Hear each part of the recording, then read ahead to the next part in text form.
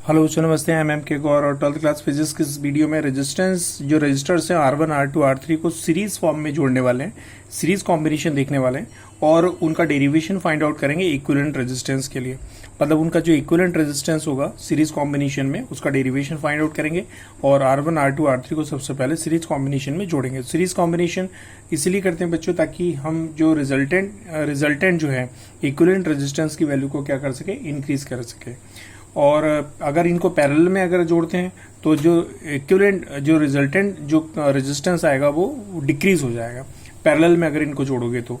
और अगर सीरीज में जोड़ रहे हैं तो रिजल्टेंट जो रेजिस्टेंस है वो क्या हो जाएगा, इंक्रीज हो जाएगा। तो for increasing the resultant resistance आप जो रजिस्टर्स जो हैं गिवन रजिस्टर्स उनको किस फॉर्म में जोड़ते हैं, सीरीज फॉर्म में। और डिक्रीज करना है रिजल्टेंट रेजिस्टेंस की वैल्यू तो आप इनको पैरेलल फॉर्म में जोड़ेगा।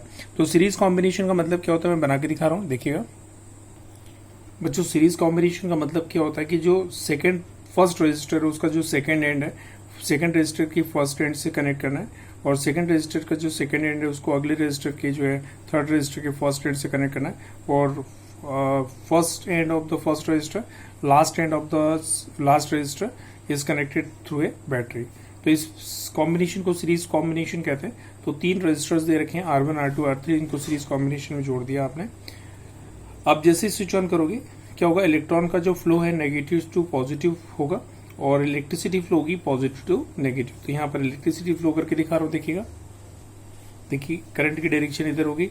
अब पोटेंशियल डिफरेंस क्रिएट होगा, देखिए यहाँ पे बच्चों, यहाँ पर दोनों टर्मिनल के बीच में पोटेंशियल डिफरेंस V1 क्रिएट हो रहा है सपोज, यहाँ पर पोटेंशियल डिफरेंस V2 और यहाँ पर कितना V3 पोटेंशियल डिफरेंस क्रिएट हो रहा है।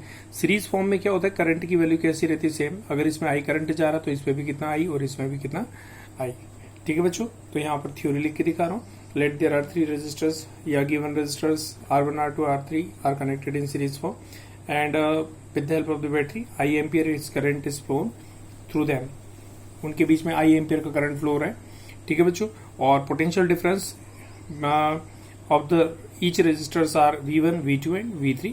तो ये थ्योरी में लिख के दिखा रहा हूँ, देखिएगा बच्चों। लिखा है मैंने, registers R1 R2 R3 are connected in series form and across the points, across their points potential difference V1 V2 and V3 are produced या created। देखिए बच्चों, I ampere electric current is flown through this combination. इस combination में I ampere का current flow किया गया है। तो current will be same for every register. तो चलिए मैंने, देखिए current will be same for the every register. और यहाँ पर जो है पोटेंशियल के बारे में लिख लेते हैं। Potential across the resistor across the points of the resistor V1 V2 and V3। तो बच्चों लिखा, देखिए मैंने potential difference across their ends V1 V2 and V3। अब टोटल अगर पोटेंशियल डिफरेंस अगर फाइंड आउट करना चाहते हैं तो तीनों को ऐड करेंगे तो इक्विवेलेंट जो पोटेंशियल डिफरेंस आ जाएगा।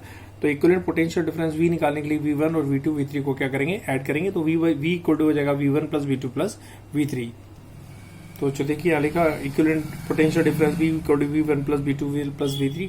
अब चारों वैल्यू जो ओम्स लॉ से फाइंड आउट करके दिखा रहा हूं मैं, बाय ओम्स लॉ। तो यहाँ पे लेके दिखा रहा हूँ बाय ओम्स लॉ। अब बच्चों ये वैल्यू इक्वेशन फर्स्ट में पुट करेंगे, put these values in equation first.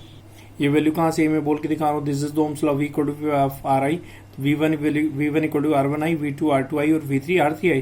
तो V1 equal to R1I, V2 R2I, V3 R3I। ठीक है बच्चों, तो ये वाली वैल्यू जो है इक्वेशन फर्स्ट में पुट कर रहे हैं। तो यहाँ पे लिख रहा हूँ, put this values in equation first, this values in equation first. यहाँ पर V equal to RI put करिए, यहाँ पर RI, यहाँ पर R1I, R2I, R3I। यहां से मैं I को कॉमन निकाल रहा हूं तो अंदर बचेगा R1 plus R2 plus R3।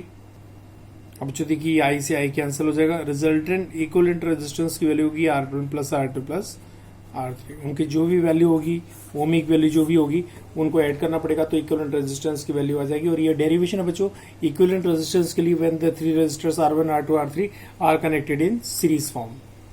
ठीक है बच्चों, मतलब ऐसा बोल सकते हैं, the equivalent resistance of the resistors in series combination is equal to the sum of their individual values। बच्चों देख लिखे, मैंने लिखा यहाँ पर means that the equivalent resistance is equal to the sum of their individual values of resistance. तो बच्चों देखिए ये डेरिवेशन था, और जब भी कभी न्यूमेरिकल सॉल्व करेंगे कुछ रेजिस्टर अगर सीरीज कॉम्बिनेशन में दिया हुआ रहेगा और उनकी वैल्यू दी है और इक्विवेलेंट रेजिस्टेंस अगर फाइंड आउट करना है तो ये वाला फॉर्मूला आपको यूज करना होगा। तो ये देखिएगा, मैं क्वेश्चन समेत आपको स्क्रॉल करके दिखा रहा हूं, देखिएगा।